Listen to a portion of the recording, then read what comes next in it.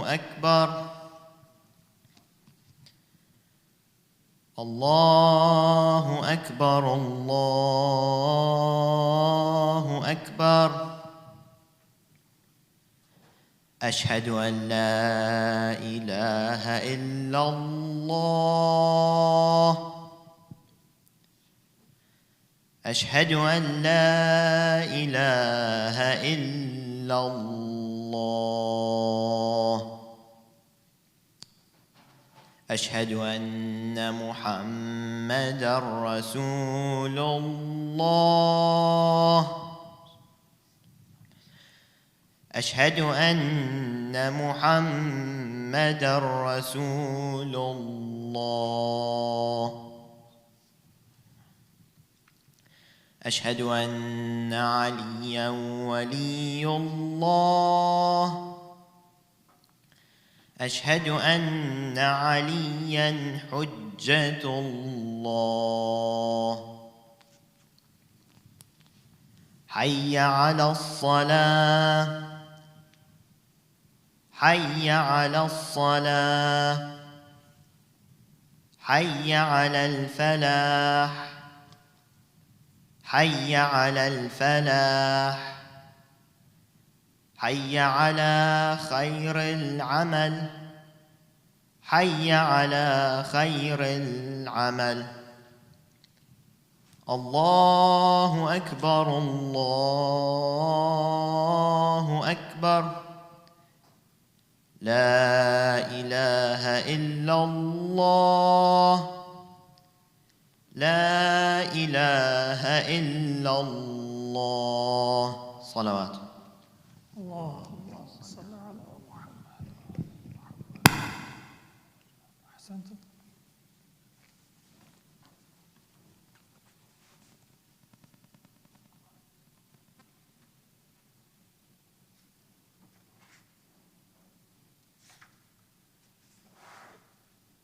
أعوذ بالله من الشيطان الرجيم.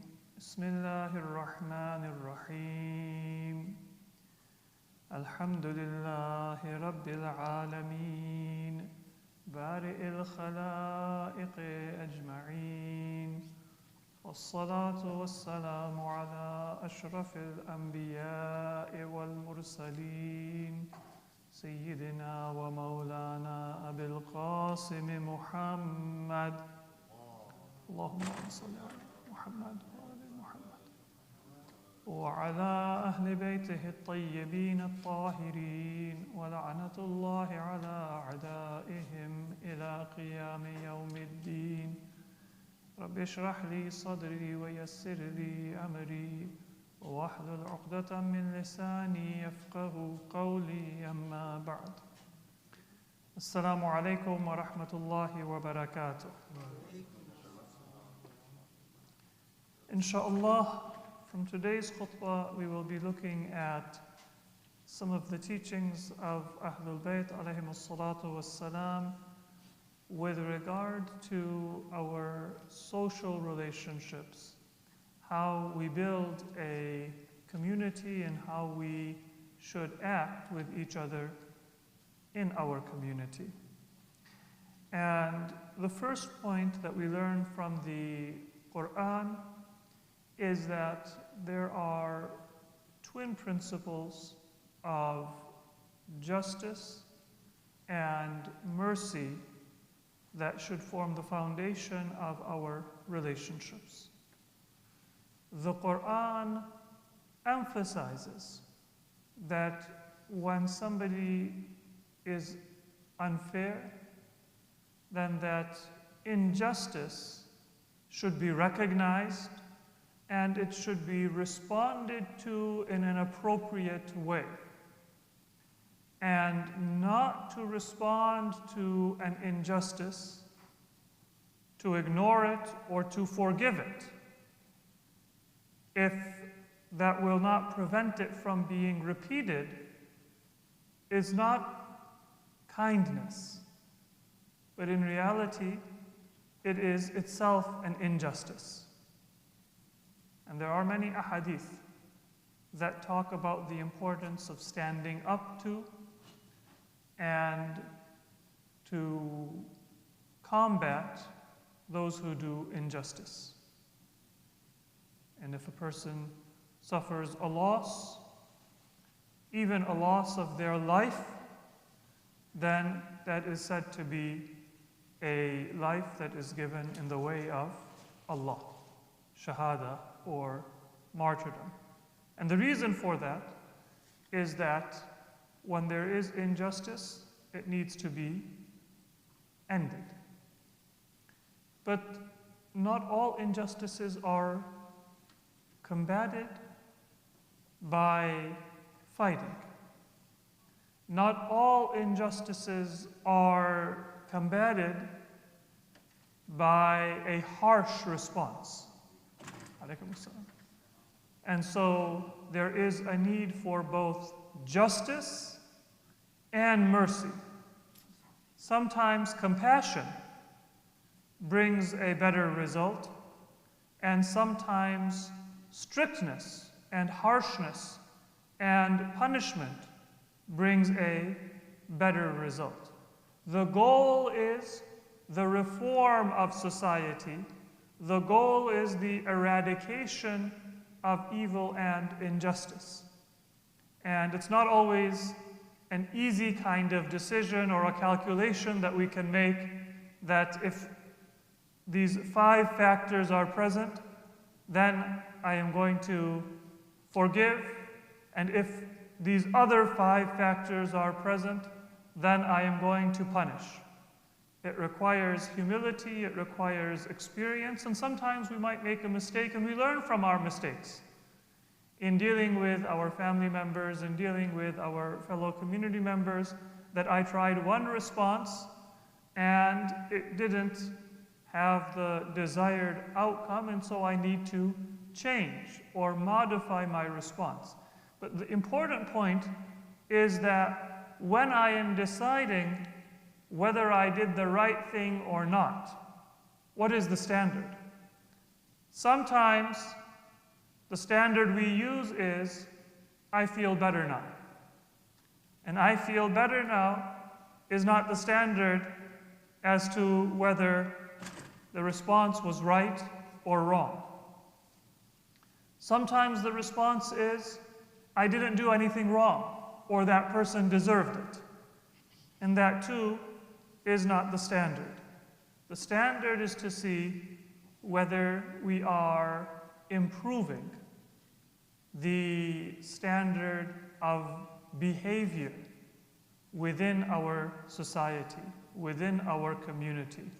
If there is a friend or a family member or a community member who is committing a sin, who is doing something wrong, who is doing an injustice, then am I removing that injustice, or am I making it worse? Even if the person deserved it, even if I didn't say anything wrong or inaccurate, even if my response is justifiable in terms of justice, but if it is not having that desired result, then it is not the Islamic and it is not the ideal response. So what is the standard that we use? It is to see if we are moving towards a greater and a more just society. The Quran says, "Inna Allaha ya'muru bil adli," and then the very next word is ihsan. Allah commands justice and goodness. And those two are both commandments of Allah subhanahu wa ta'ala, and they complete one another. The justice is to establish what is right, to say that if I have been wronged, then I have the right not to forgive, and to say that I want that wrong to be fixed. But then the Quran also says, wal ihsan. Allah also commands to kindness, because sometimes it is better for me and for the other person and for society to say, I will forgive. I will let it go. I will not insist on getting everything that was denied to me in the past. That is ihsan. Inna Allaha ya'muru bil adl. We should recognize what is right. Nobody else should say to me, look to the future, don't look to the past, forget what is rightfully yours, because that is my right. Others should insist that I be given my right, just as I should insist that other people be given their rights. But then, morally, it is fair for others to advise me that it is your right, and if you insist on it, then I will stand by you because it is just. But this is a case where maybe forgiving is going to be more effective and more beneficial. So those are the principles that Islamic social relationships are built upon. Justice is the foundation, and then mercy and compassion and goodness, rahmah and ihsan are to be utilized to the greatest extent possible, but not with a forgetting that they rest on a foundation of justice.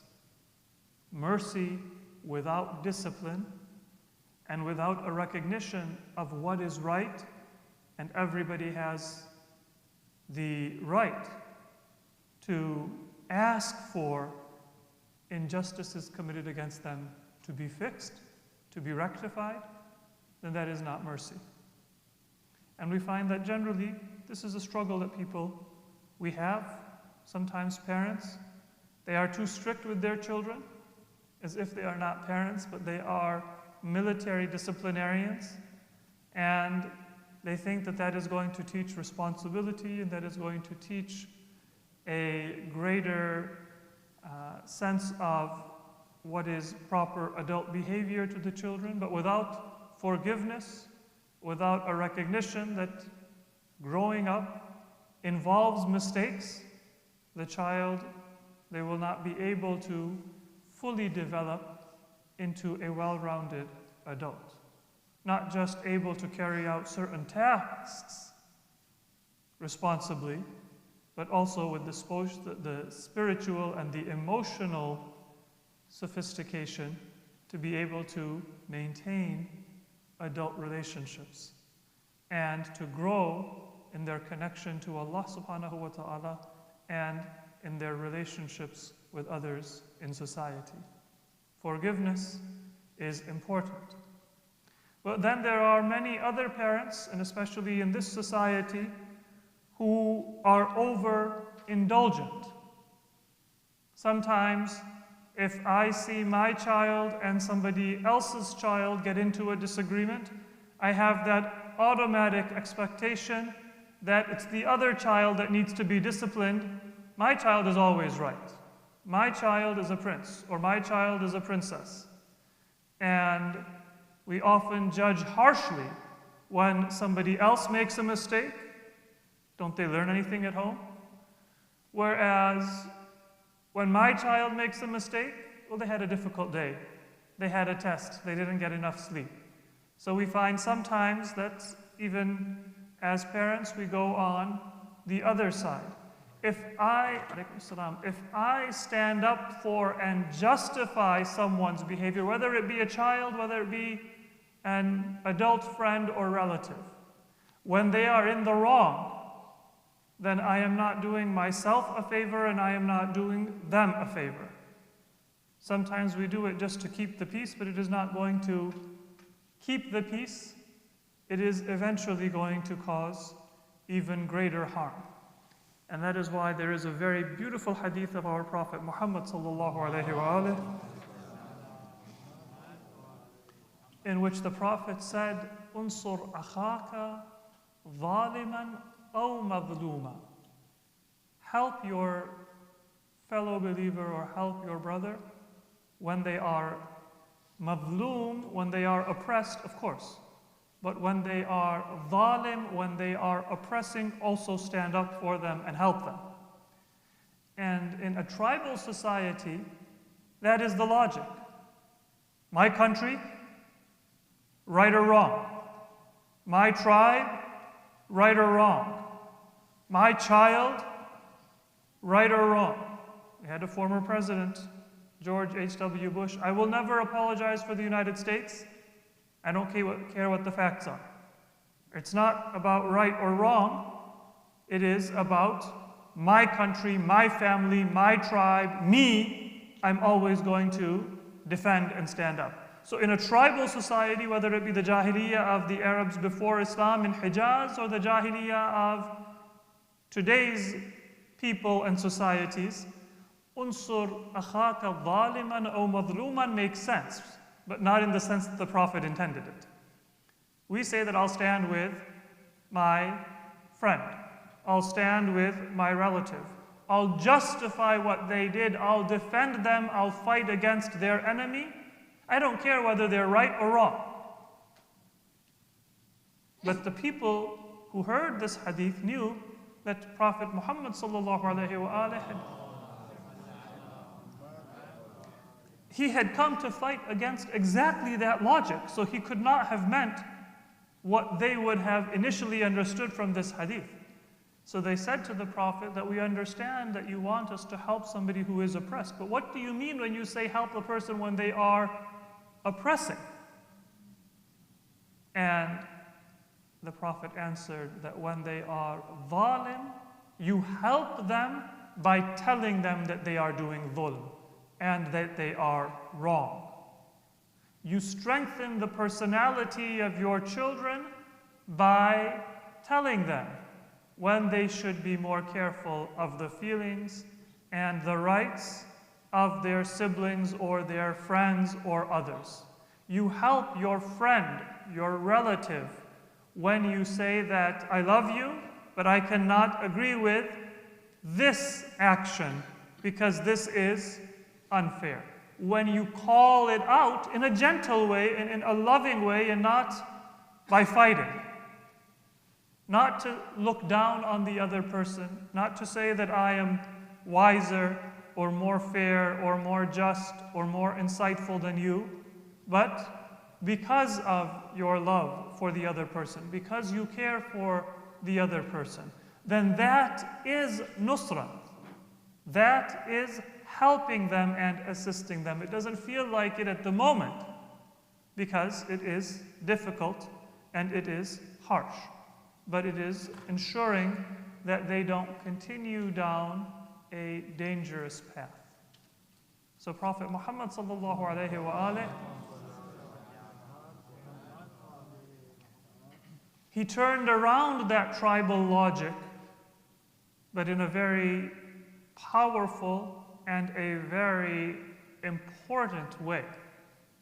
And that is true even of patriotism. It is true if you have a tribe, a family, a society, a country, a social system that is committing an injustice.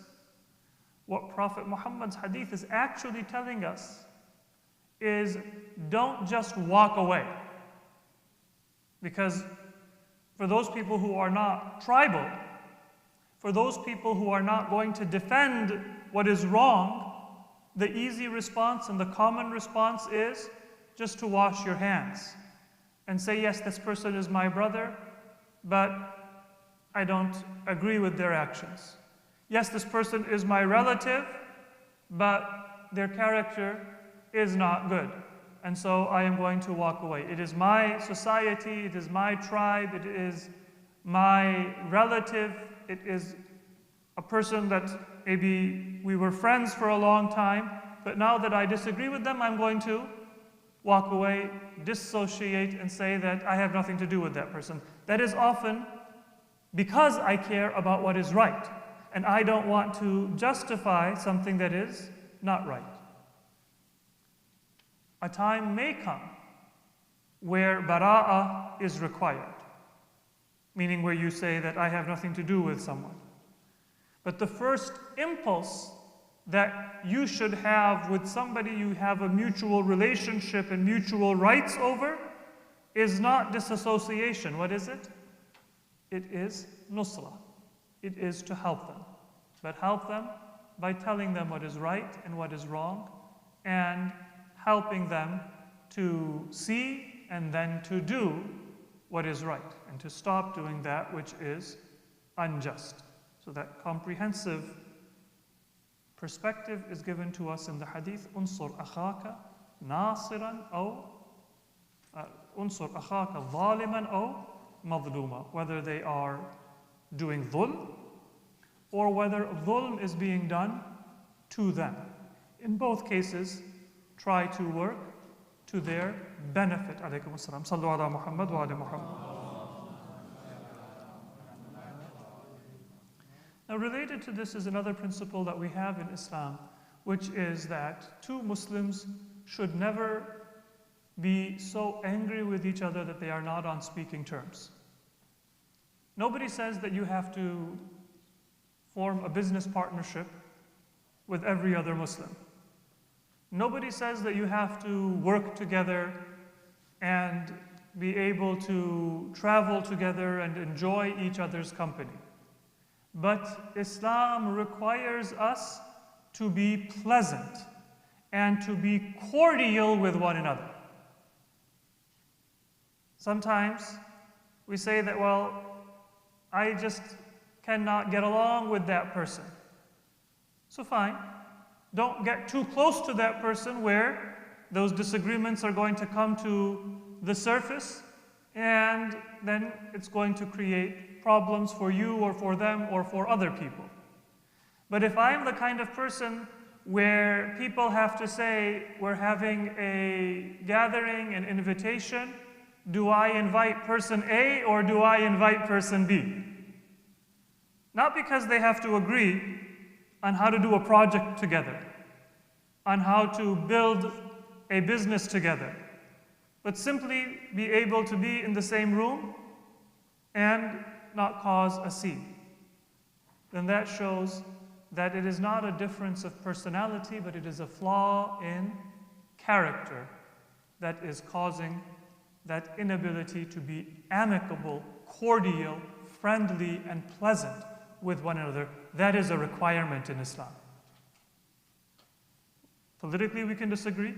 Even religiously, we can have our own perspectives and our own disagreements within the general consensus guidelines of what Islam says. We have our own feelings, our own way of thinking, but we should be able to be agreeable with one another. According to a hadith of Imam Ja'far al-Sadiq alayhi salatu was-salam, he says, لا يزال إبليس فرحا مهتجر المسلمان. Whenever two Muslims say that I'm not going to have anything to do with one another, I'm not going to have anything to do with that other person, it's as if they're dead to me. That brings happiness to Iblis. And it's ironic that for Muslims, many times we give a religious justification for that abandonment. This hadith is not talking about people who are very pious. It doesn't say akhawan, two brothers in faith who share their practice and the same level of faith. It doesn't say mu'minan, it says musliman. In hadith, when we hear the religious advice about musliman, it means people who have that superficial connection that we say La ilaha illallah Muhammadun Rasulullah sallallahu alayhi wa alayhi.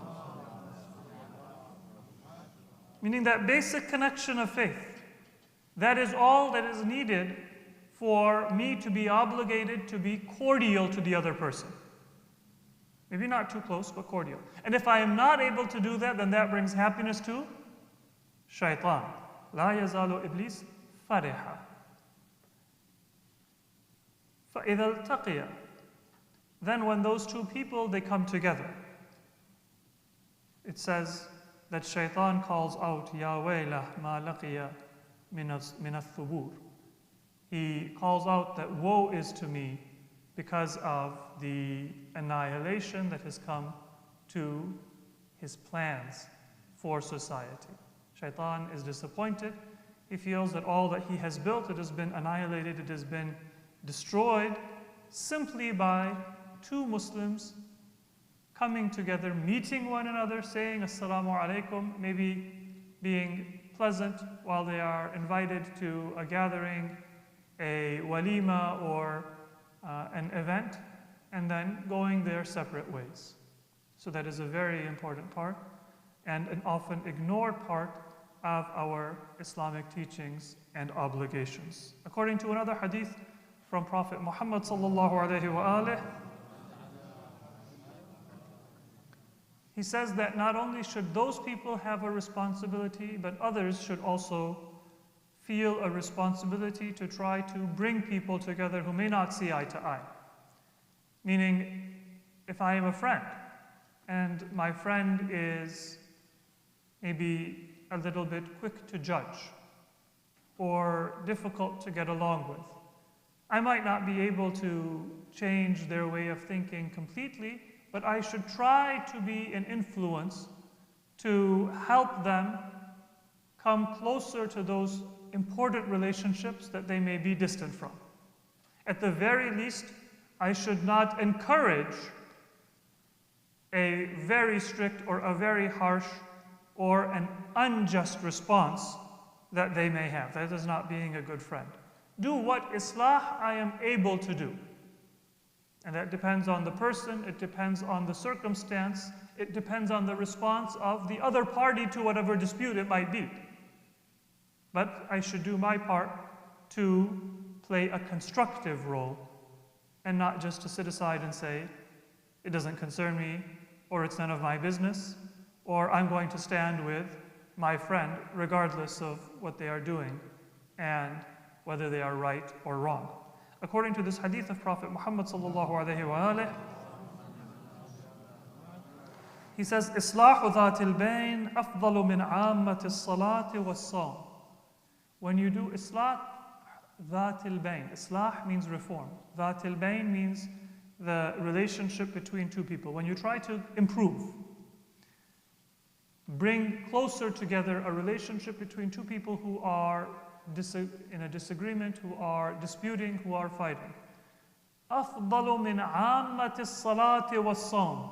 This is an act of worship, and it is better than a great deal of the fasting and the prayers that we do. Of course, this is not the fard, the obligation, but normally when I think, what is a good deed that I can do?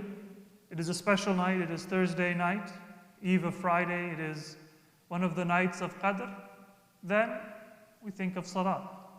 If it is the month of Rajab as it is now, or the month of Sha'ban, I want to say, what can I do for the sake of Allah? I think, let me fast one of these days. Better than that decision that you make, in many cases, for Salat and Sawm, in spite of how important and how good they are, is Islahu Dhatil Bayn, to try to bring in betterment to the relationship between two believers, in particular two relatives who may not be able to communicate effectively and be on good terms on their own. The responsibility of every member of the community to try to improve those relationships, it creates a certain culture. And that culture itself makes it more likely that people will not separate from one another, will not cut aside their ties from one another. In my society, if I say that, yes, this person is my brother or my sister or my parent, but we don't really communicate, if that is accepted as normal within society, then somebody who may be able to try to keep a connection even with a difficult relative or a difficult family member, they might think it's not worth it. Everybody has these issues and they put up a wall and they don't communicate.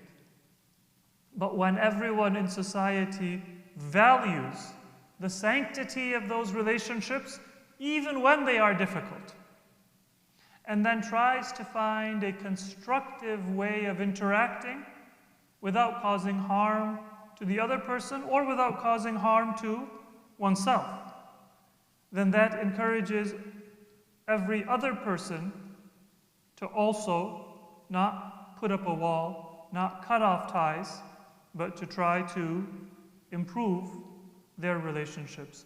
A strong and a close-knit family does not just benefit that family, but it benefits all other families that can see and experience that close relationship.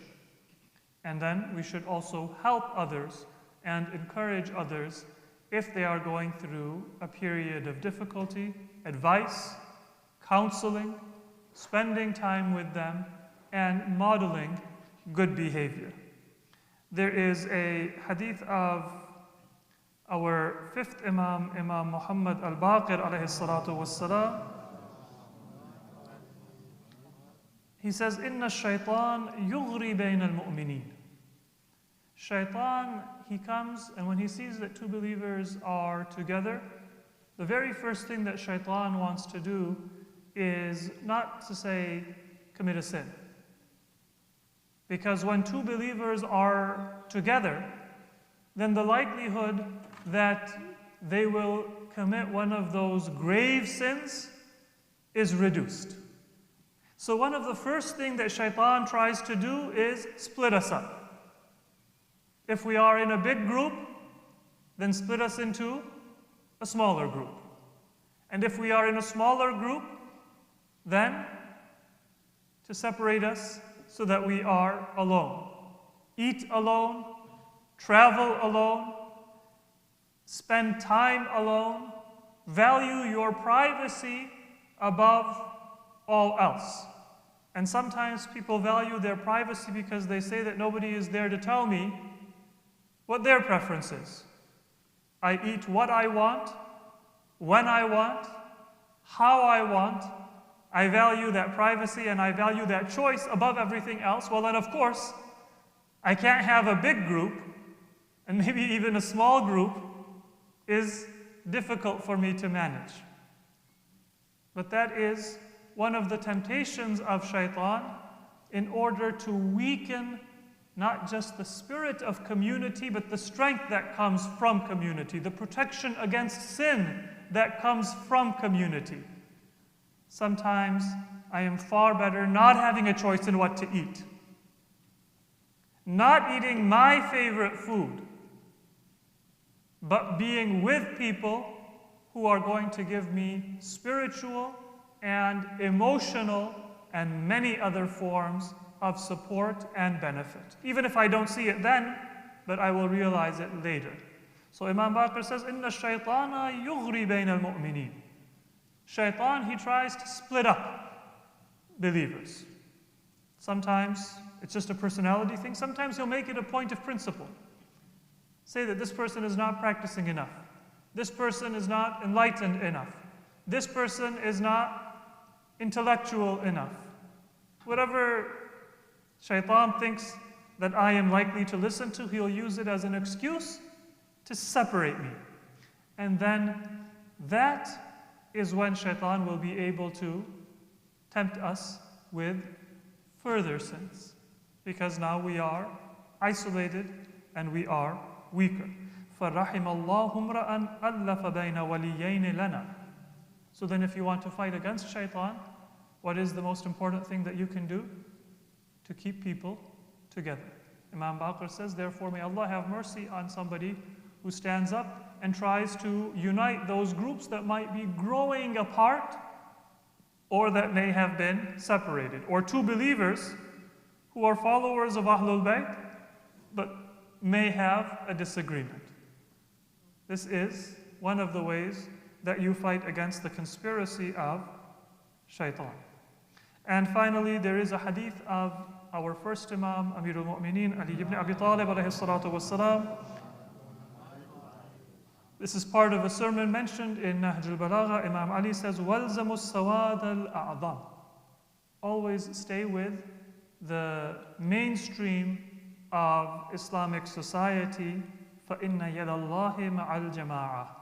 because the hand of Allah, the support of Allah, the strength that Allah gives, that is with the jama'ah, that is with the community of believers. Some people have the mistaken conception that the idea of jama'ah is a Sunni idea, Ahlus Sunnah wal Jama'ah. No, the idea of jama'ah and community is a Shia as well as a Sunni concept, because it comes from the Prophet and the teachings of Ahlul Bayt alayhimus salatu wassalam. The only difference is that Ahlul Bayt have emphasized that jama'ah should be based in not just a majority view, but it should be based in the right view, in the truth. And so I should always give priority to the genuine teachings of Islam over what is not the genuine teaching of Islam. That is why a hadith tell us that if everybody is doing something haram, then the jama'ah is just one person, and that is a jama'ah. But if it is not a matter of principle, it is not a matter of halal and haram, it's just a matter that I have a different personal preference or cultural preference than you do, then we should not separate from one another. وَالْزَمُوا السَّوَادَ الْأَعْظَمَ فَإِنَّ يَدَ اللَّهِ مَعَ الْجَمَاعَةِ وَإِيَّاكُمْ وَالْفُرْقَةِ. Imam Ali says, beware that you don't split yourselves up. فَإِنَّ الشَّاذَّ مِنَ النَّاسِ لِلشَّيْطَانِ كَمَا أَنَّ الشَّاذَّ مِنَ الْغَنَمِ لِلذِّئْبِ. If you have a flock of sheep and one sheep strays away from the flock, that sheep is going to be attacked and eaten by a wolf. The same thing happens with believers. If I think that I am better than my community, if I think that I am better off alone, if I think that spending time with my fellow community members is inefficient, and I go off alone, then I am like that sheep that is at greater risk for the attack of a wolf. I will not realize when that is going to take place, but that is a risk that I will face. May Allah subhanahu wa ta'ala allow us to build a community on the basis of adl and ihsan, justice and goodness, and may He allow us to move closer and closer in our connections and in our relationships with our family members and with our fellow community. Bismillahir Rahmanir Rahim. Inna a'tainaka al-kawthar fasalli li rabbika wanhar inna shani'aka huwal abtar.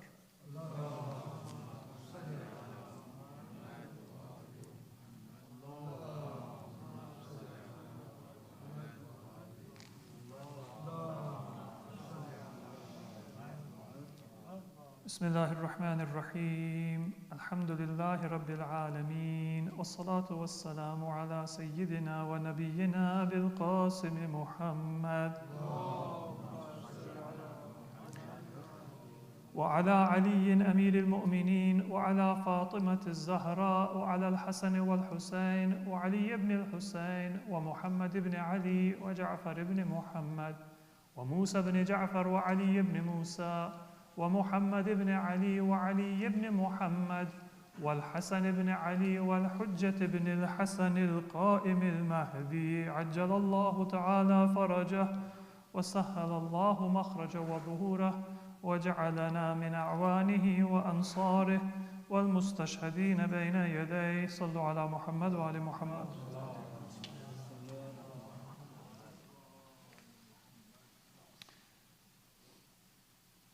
In the second khutbah, I begin by asking Allah for forgiveness for myself and all of us present and all mu'mineen and mu'minat throughout the world. May Allah forgive our shortcomings and guide us and grant us His grace and His tawfiq to do that which is right and avoid that which is evil. There is one teaching that we have in many ahadith that relates to our relationships with our fellow community members, family members, and in particular those that we do not always agree with. If your personality agrees with my personality, then we don't have to have anybody advising us to work on our relationship. It will come naturally. I only really have to worry about working deliberately to improve a relationship with somebody that it's not easy and it's not natural for me to do so. So one of the teachings that we have is that you have up to 3 days to cool off. Let's say that we support 2 different sports teams and we happen to discuss our loyalties. And I'm giving a very trivial example because even those examples that we sometimes think are worth fighting over, in many cases, if you really think about it, they're no more trivial, they're no more serious, and they are just as trivial as losing a friendship over a sports team.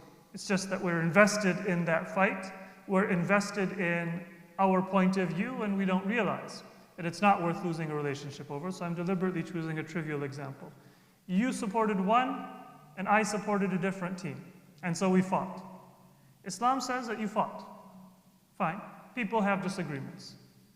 You have a cooling off period of 3 days. Allah is not going to judge you for that disagreement. But then, لا يحل للمسلم أن يهجر أخاه فوق ثلاث, according to a hadith of Prophet Muhammad Mustafa sallallahu alaihi wasallam. You can't abandon your fellow believer for more than 3 days. That's not allowed. On an ethical level, not on a legal level. And morally, sometimes, we find in hadith very harsh words that if you stay ignoring and abandoning one another for more than 3 days, then you are outside of the fold of Islam. Again, legally you are a Muslim, but morally and ethically you are not now part of the Islamic spiritual teaching and community. Up to 3 days. What does it mean not to abandon somebody? It doesn't mean that you have to say, all right, let's watch the game again, because that's going to cause the fight to come back. Don't ignore each other's calls. Don't refuse to say salam to one another. Don't refuse to meet. Be cordial. It doesn't mean that you have to be best friends. It doesn't mean you have to repeat the exact issue that caused the disagreement in the first place. And there is a hadith of our 6th Imam, Imam Ja'far al-Sadiq alayhi salatu wasalam, that whenever 2 believers, they separate and they are not seeing eye to eye and they are going to ignore one another, the Imam says that both of them or one of them are going to be cursed by God. If one of them is causing and the other person is trying to avoid the fight, then just one of them is going to be cursed. But if both of them are participants and willing participants to a disagreement and breaking apart the bond, then I can't say that, well, I was right. I also will be worthy of la'an from Allah subhanahu wa ta'ala, His removal of mercy and favor. So may Allah subhanahu wa ta'ala protect us from that tendency to get invested in our point of view and our perspective, and then to lose sight of our relatives and our friends, and to ignore them and then lose touch. Bismillahir Rahmanir Rahim. Inna Allaha ya'muru bil adli wal ihsani wa ita'i dhil qurba wa yanha 'anil fahsha'i wal munkari wal baghi ya'idhukum la'allakum tadhakkarun. Sallu ala Muhammad wa ala Muhammad. Salatul Jumu'ah. Allahu Akbar, Allahu Akbar. Ashhadu an la ilaha illallah, ashhadu an la ilaha illallah, ashhadu anna Muhammadar Rasulullah sallallahu alayhi wa sallam. أشهد أن محمد رسول الله أشهد أن عليا ولي الله أشهد أن عليا حجة الله حي على الصلاة حي على الصلاة حي على الفلاح حي على الفلاح حي على خير العمل حي على خير العمل قد قامت الصلاة قد قامت الصلاة الله أكبر الله أكبر لا إله إلا الله الله أكبر بسم الله الرحمن الرحيم الحمد لله رب العالمين الرحمن الرحيم مالك يوم الدين إياك نعبد وإياك نستعين اهدنا الصراط المستقيم صراط الذين أنعمت عليهم غير المغضوب عليهم ولا الضالين. بسم الله الرحمن الرحيم. قل يا أيها الكافرون لا أعبد ما تعبدون ولا أنتم عابدون ما أعبد ولا أنا عابد ما عبدتم ولا أنتم عابدون ما أعبد لكم دينكم ولي دين. الله أكبر. اللهم صل على محمد وآل محمد. ربنا اغفر لنا وارحمنا وعافنا واعف عنا في الدنيا والآخرة إنك على كل شيء قدير. اللهم صل على محمد وآل محمد. الله أكبر. سبحان ربي العظيم وبحمده. رب صل على محمد وآل محمد. سمع الله لمن حمده. الله أكبر. سبحان ربي الأعلى وبحمده. رب صل على محمد وآل محمد. الله أكبر. أستغفر الله ربي وأتوب إليه. الله أكبر. سبحان ربي الأعلى وبحمده. رب صل على محمد وآل محمد. الله أكبر. بحول الله وقوته أقوم وأقعد وأركع وأسجد. بسم الله الرحمن الرحيم. الحمد لله رب العالمين الرحمن الرحيم مالك يوم الدين إياك نعبد وإياك نستعين اهدنا الصراط المستقيم صراط الذين أنعمت عليهم غير المغضوب عليهم ولا الضالين. بسم الله الرحمن الرحيم. قل هو الله أحد الله الصمد لم يلد ولم يولد ولم يكن له كفوا أحد كذلك الله ربنا. الله أكبر. سبحان ربي العظيم وبحمده. رب صل على محمد وآل محمد. سمع الله لمن حمده. الله أكبر. اللهم صل على محمد وآل محمد. ربنا آتنا في الدنيا حسنة وفي الآخرة حسنة وقنا عذاب النار. اللهم صل على محمد وآل محمد. الله أكبر. سبحان ربي الأعلى وبحمده. رب صل على محمد وآل محمد. الله أكبر. أستغفر الله ربي وأتوب إليه. الله أكبر.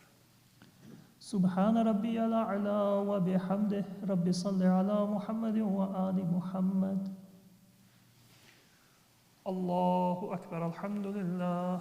أشهد أن لا إله إلا الله وحده لا شريك له وأشهد أن محمدًا عبده ورسوله. اللهم صل على محمد وآل محمد.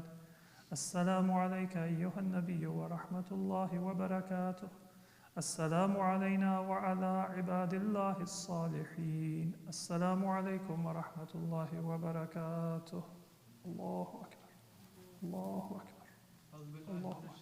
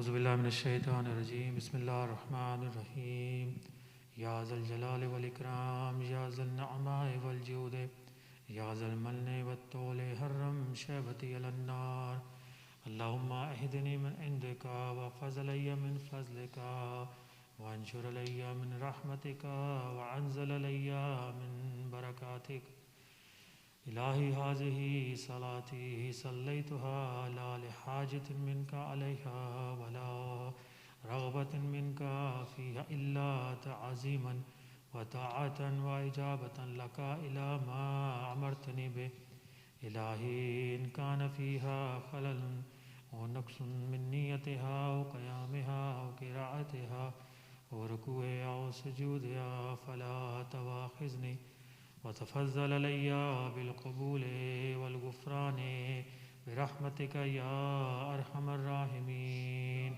اللهم صل على محمد وعلى محمد.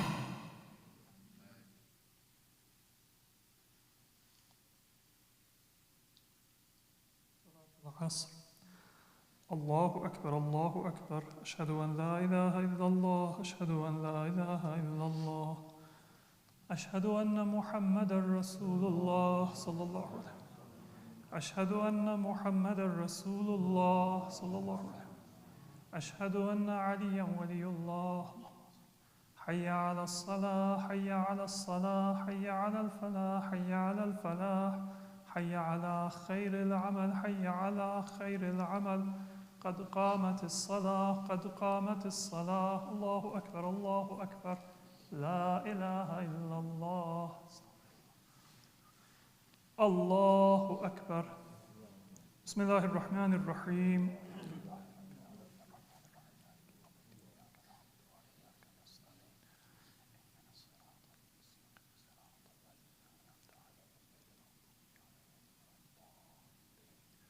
بسم الله الرحمن الرحيم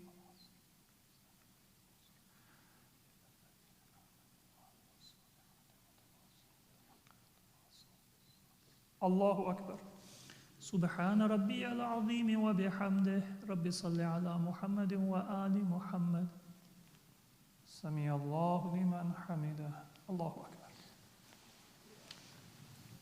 سبحان ربي الأعلى وبحمده رب صل على محمد وآل محمد الله أكبر أستغفر الله ربي وأتوب إليه الله أكبر سبحان ربي الأعلى وبحمده رب صل على محمد وآل محمد الله أكبر بحول الله وقوته بسم الله الرحمن الرحيم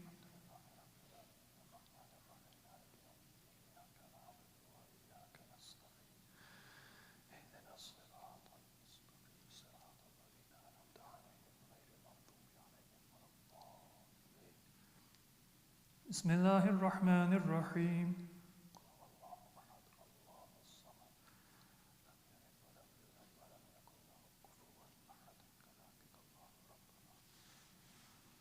الله أكبر اللهم صل على محمد وآل محمد ربنا اغفر لي ولوالدي وللمؤمنين يوم يقوم الحساب ربنا آتنا في الدنيا حسنة وفي الآخرة حسنة اللهم صل على محمد وآل محمد الله أكبر سبحان ربي العظيم وبحمده رب صل على محمد وآل محمد سمع الله لمن حمده الله أكبر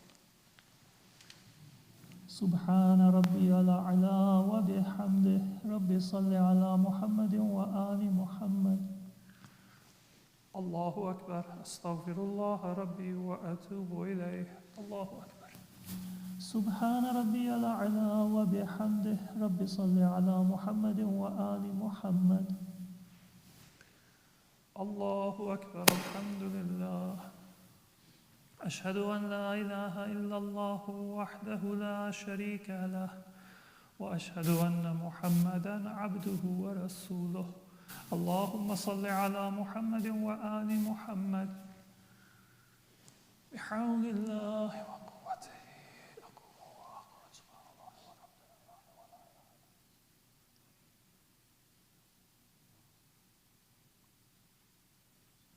الله أكبر. سبحان ربي العظيم وبحمده. رب صل على محمد وآل محمد. سمع الله لمن حمده. الله أكبر. سبحان ربي الأعلى وبحمده. رب صل على محمد وآل محمد. الله أكبر. أستغفر الله ربي وأتوب إليه. الله أكبر. سبحان ربي الأعلى وبحمده. رب صل على محمد وآل محمد. الله أكبر. بحول الله.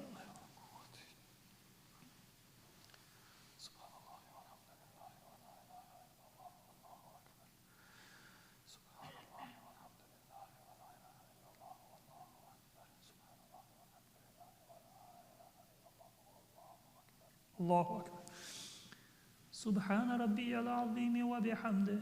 رب صل على محمد وآل محمد.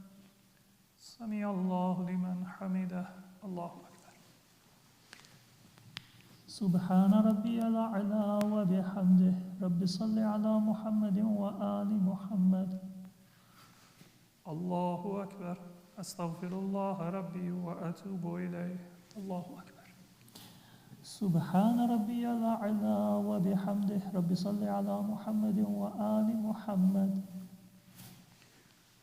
الله أكبر. الحمد لله. أشهد أن لا إله إلا الله وحده لا شريك له، وأشهد أن محمدا عبده ورسوله. اللهم صل على محمد وآل محمد. السلام عليك أيها النبي ورحمة الله وبركاته. السلام علينا وعلى عباد الله الصالحين. السلام عليكم ورحمة الله وبركاته.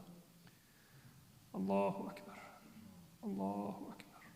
الله أكبر. أعوذ بالله من الشيطان الرجيم. بسم الله الرحمن الرحيم. إن الله وملائكته يصلون على النبي يا أيها الذين آمنوا صلوا عليه وسلموا تسليما. اللهم صل على محمد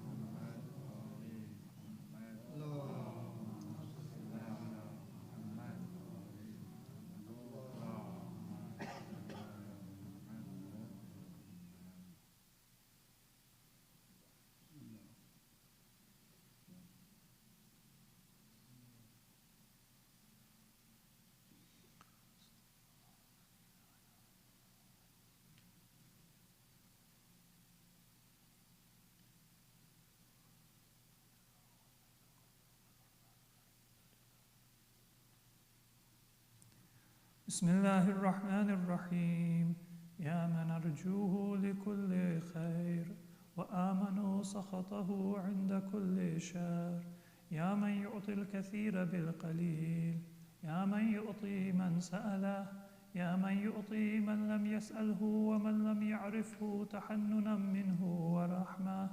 أعطني بمسألتي إياك جميع خير الدنيا وجميع خير الآخرة، واصرف عني بمسألتي إياك جميع شر الدنيا وشر الآخرة، فإنه غير منقوص ما أعطيت، وزدني من فضلك يا كريم يا ذا الجلال والإكرام، يا ذا النعماء والجود، يا ذا المن والطول. حرم شيبتي على النار. اللهم صل على محمد.